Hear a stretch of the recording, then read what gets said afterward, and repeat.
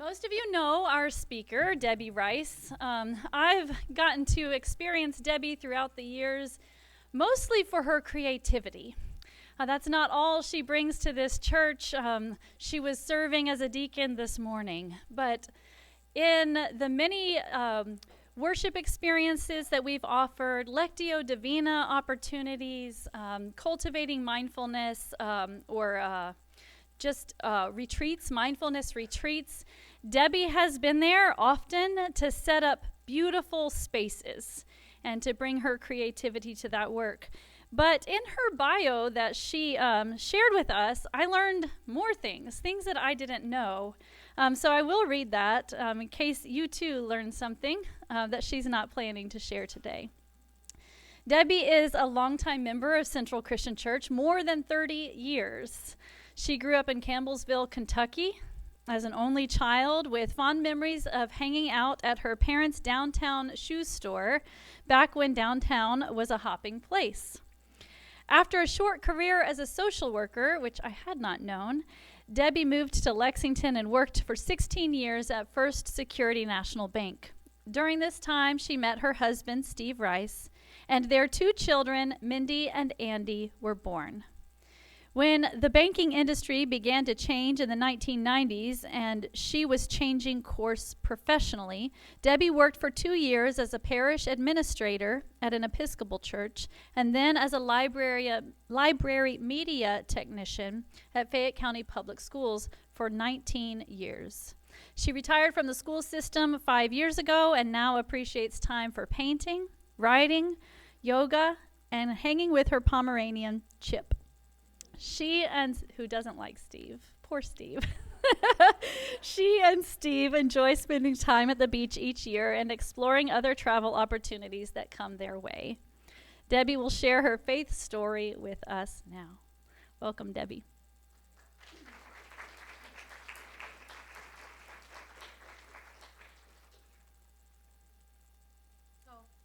Thank you all. Is this good? Can everybody hear me? Okay. Well, you know, when Raven first talked with me about doing this, September was a long way off. Here it is. Oh, gosh. But I want to thank you all for inviting me to be here today to tell my story. And when you agree to do this, there's 3 things that they ask you to talk about. One is discuss 1 or 2 people who have most influenced your life and tell us how they influenced you. Talk about a particularly difficult period in your life and how did your faith sustain you. And as you look back on your life, what is one thing for which you... Down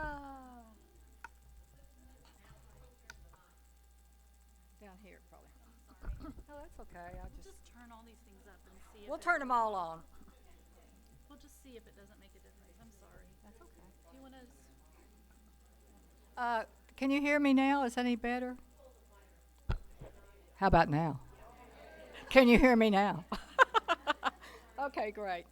Well, that's good because I forgot to say one thing that I wanted to say before anything else, and that is I will cry, okay? I have been over this several times just in my own living room, and every time I ended up choked up. So don't even worry about it, okay? It's going to happen. Okay, well, I was saying that there's 3 things they ask you to talk about. Can everybody hear me okay now? Is that better? Discuss 1 or 2 people who have most influenced your life and tell us how they influenced you. Talk about a particularly difficult time in your life and how did your faith sustain you. And as you look back over your life, what is one thing for which you are profoundly grateful? Okay, so as Elizabeth said, I think most of you do know me. I often tell people that I married into the church because Steve grew up here. Not a lot of people did, but he grew up here. My journey to this church and to this room and this microphone was not so straightforward, of course. I did grow up in Campbellsville, Kentucky. My parents were Richard and Juanita McMahon, and I tell you, it seemed like everybody knew my family. McMahon Shoes was one reason, and my dad had 7 brothers, so that was another reason. And I've often said, you know, I don't think you could toss a rock in downtown Campbellsville without hitting a McMahon, because we were everywhere. Mom and Dad married when she was 25 and he was 27. And in those days, that was considered kind of a little older. And Mom said, you know, one day we looked around and we were the only two single people in town, so we decided to marry each other. Well, whatever, it worked for them. They ran their business side by side for 23 years. My mom was the one with the business savvy. She kept the books, and of course, she waited on the customers too. My dad was a very creative with how he ran the business, and he was a super salesman. So they enjoyed being business owners for all those years. Well, back then, you know, there was a saying, first comes love, then comes marriage. Then comes Juanita with a baby carriage. Well, the love came and the marriage came, but the baby carriage didn't come. And this was disappointing to Mom and Dad, and after about 6 years, they decided, well, they'd better pursue adoption. So one day, early in 1955, they went to Louisville and visited a Catholic home for unwed mothers. And while working on this, I thought, I wonder what I can find out about that home. So I got online, but I have no idea what it was or where. I couldn't find anything. But anyway, it was run by the Catholic Church, run by nuns, and Mom and Dad went and visited, and I'm sure they had the tour and were, you know, vetted, whatever that meant in those days. And at the end, they met with the nun that ran the program, and she said, now you know, she said, we don't keep a list in order of prospective parents, and then when a baby's born, give them to whoever's next on the list. She goes, we don't do that. God will tell us where to put a baby. So and then she said something else, and I can just picture her leaning over her desk and looking at Mom and Dad, and she said, but God has told me you'll have a baby in your home by Christmas.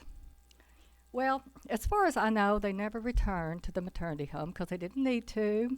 Mom gave birth to me on December 17th of that same year. And I've often thought, I bet Santa's bag was full of toys and clothes and things for a new baby. My parents were definitely influential in my life and my Christian walk. I come from a line of strong women. My grandmother was amazingly strong. She called herself a tomboy. And it would be interesting to see what she might have done if she'd been born, you know, later on down the road. My tiny mother was spirited, sassy, smart, and didn't suffer fools gladly. It skipped a generation. My daughter is much more like that than me. I was always very shy. And even when I became a young adult, people would often say, why are you so quiet?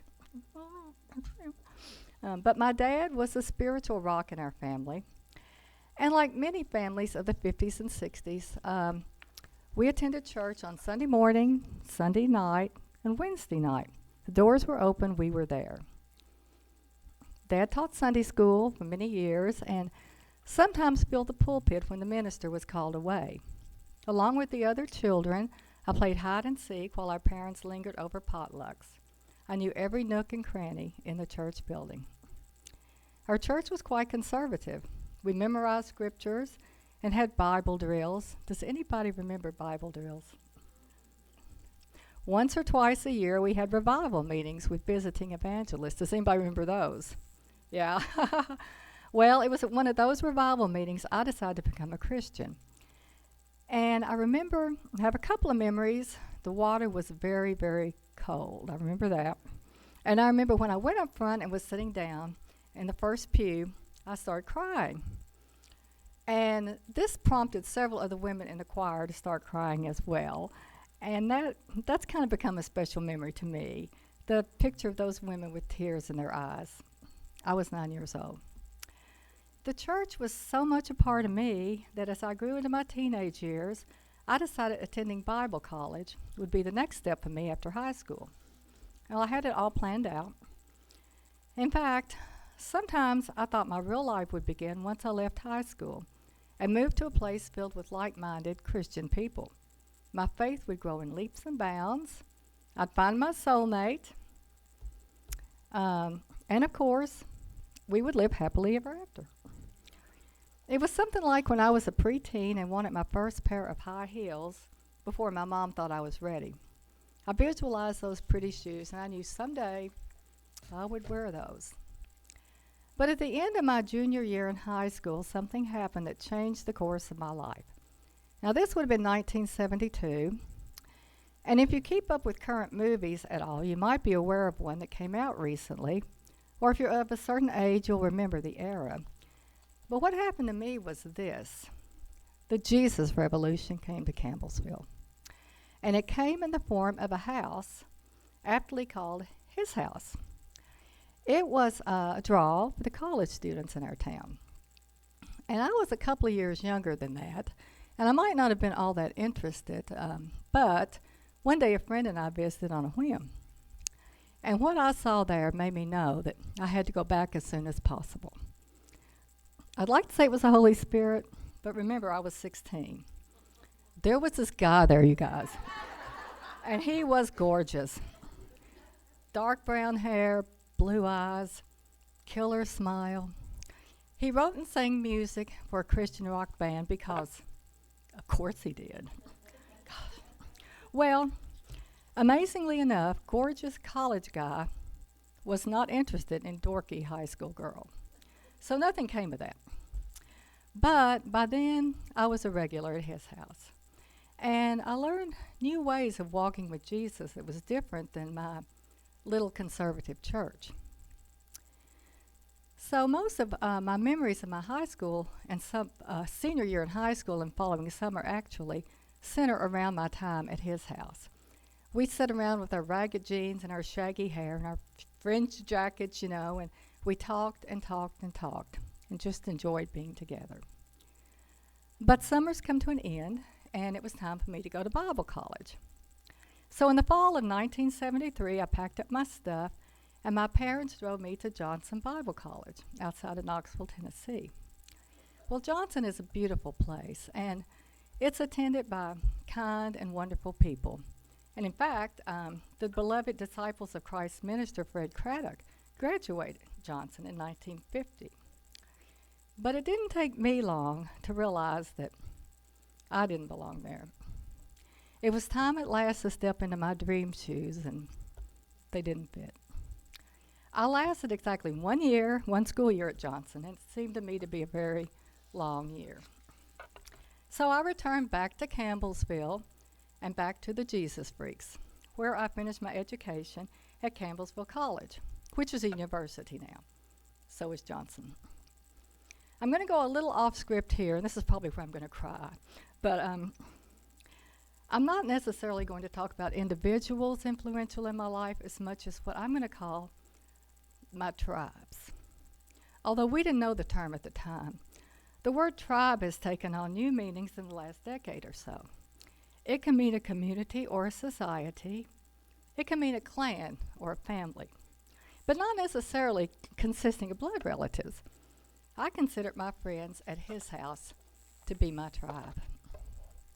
After college and coming close to but avoiding marriage, and then spending a year as a social worker in eastern Kentucky, I found myself in Lexington. I found myself at home. And I found my next tribe. We were a community of faith that originated at Trinity Hill Methodist Church as a singles group, and we became so much more. It was a time of young adulthood for most of us, and we were on our own, away from our families for the first time, and we needed each other. We took vacations together and painted each other's houses.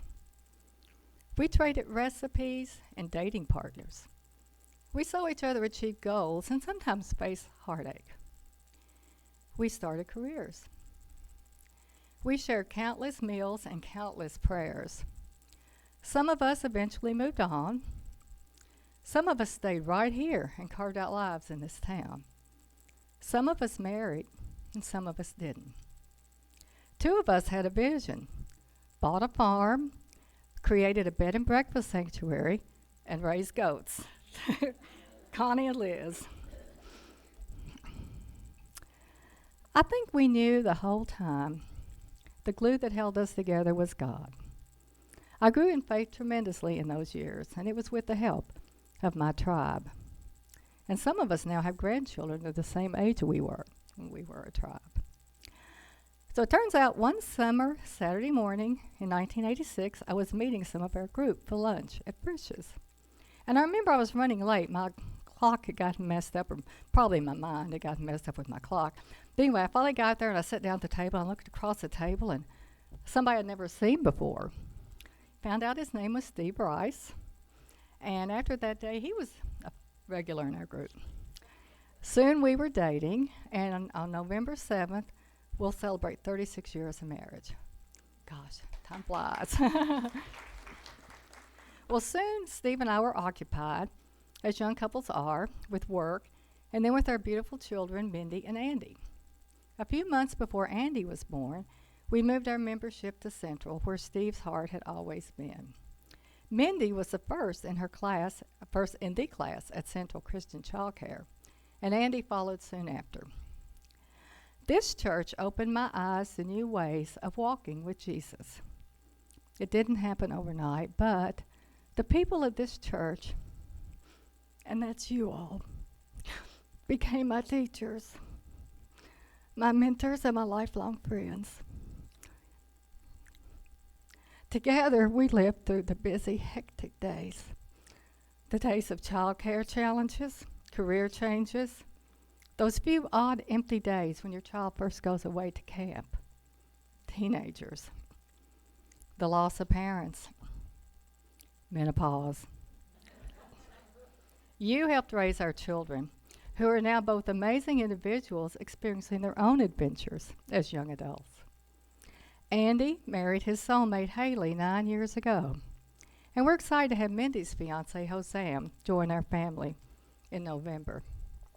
This church, you guys, you're my third tribe. Okay.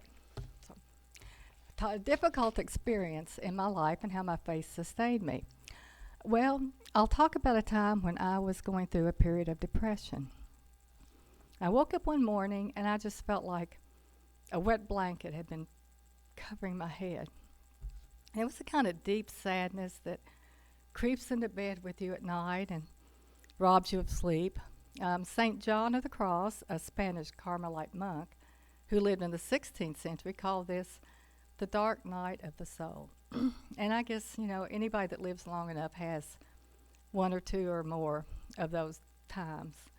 When they come, you operate on survival mode. And I spent a lot of time those days asking God just for release from the oppression I felt, and I prayed frequently for peace. I found strength in Philippians 4:6-7. It reads, "Do not be anxious about anything, but in everything by prayer and supplication with thanksgiving, let your requests be made known to God. And the peace of God, which surpasses all understanding, will guard your hearts and your minds in Christ Jesus." Now, I reminded God of this promise often. Christian writer Anne Lamott describes a time when she was facing her own dark night of the soul. And she writes in her book, Help, Thanks, Wow, because she says those are the only three prayers you really need: help, thanks, and wow. And she writes, this morning at 6 when I awoke, loneliness was sitting on my chest like a dental x-ray apron, even though I was buried in hairy dog love. I prayed, help, I'm sad and lonely, and already it looks from here like today is going to be too long. Well, I wasn't lonely, but I really did relate to how she was feeling. Well, I prayed and I fasted and I prayed some more. My most fervent prayer at that time was just for peace. I remember pleading with God that I just didn't want to keep living this way. And I wasn't suicidal, but I was just very, very, very sad. And so anyway, one day on a Sunday afternoon, I decided to take a walk in my neighborhood. And usually I actually walk out of my neighborhood and into the next one because the houses there remind me of where I grew up. So, it's kind of set on a grid, and I had my routine, and I would go over to the end of one street. I would go down, over, up, over, down, till I get back to my own neighborhood. And I always kind of do the same thing. So this afternoon I'm walking and had my earbuds in, and it was a hot day, and I'm walking down to the end of the street, and for some reason, I thought, I'm going to go this way. So my feet just kind of turned, and I walked down to the right, I walked down the street that I think I usually walk up on the other side. So I'm going along, and I see a house, a lot of houses, but I see a house with a little flower garden in front. And got closer, there was a rock in the flower garden. And I kind of looked at it, got closer, and I looked at it real close, and I stopped, and I saw it up close. Well, it wasn't an actual rock. It was one of those manufactured stones that they make for you to put in your garden, you know. And they're always real pretty. And this one had yellow flowers, and it had a purple butterfly, and it had a word on it. Well, I've since learned that according to the Oxford English Dictionary of 2023, there are over 171,000 words currently at use in the English language. But I bet you all know which one was on that rock. Flowers, butterfly, peace. Yeah. So I can't really say I was healed that day, but I was on my way.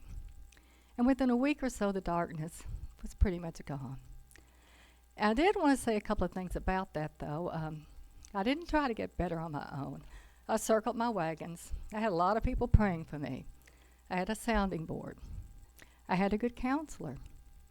And I had a prescription for antidepressants. So, you know, if you ever take a step and you're suddenly in a valley, don't try to climb out by yourself. There's no reason to.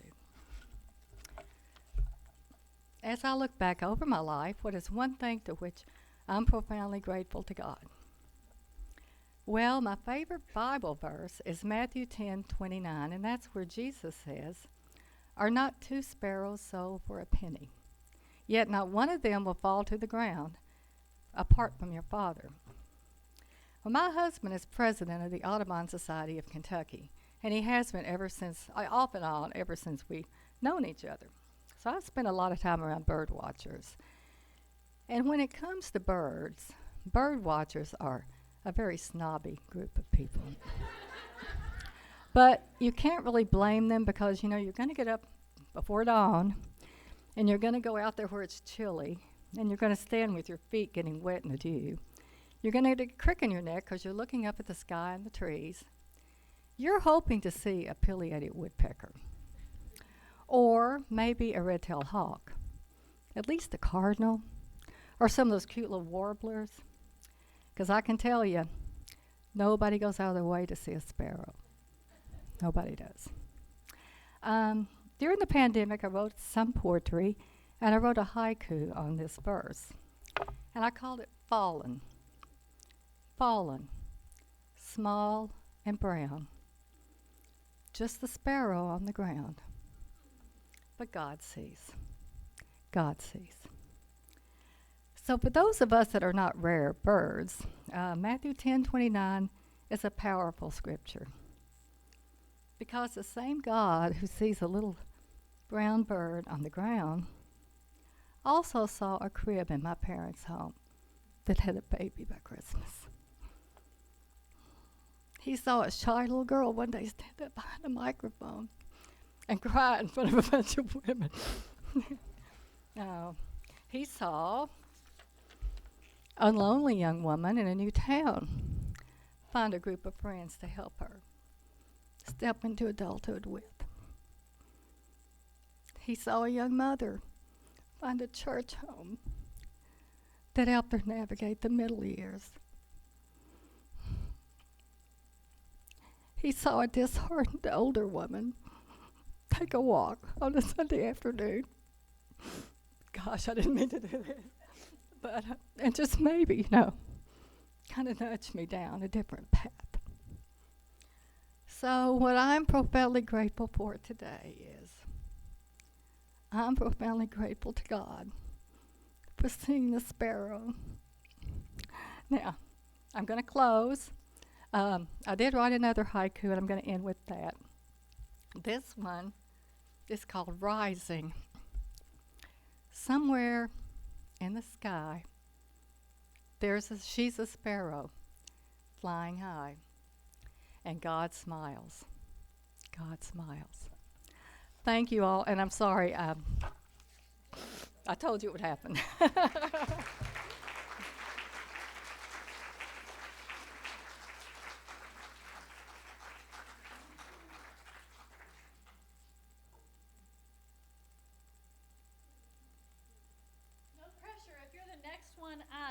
to speak.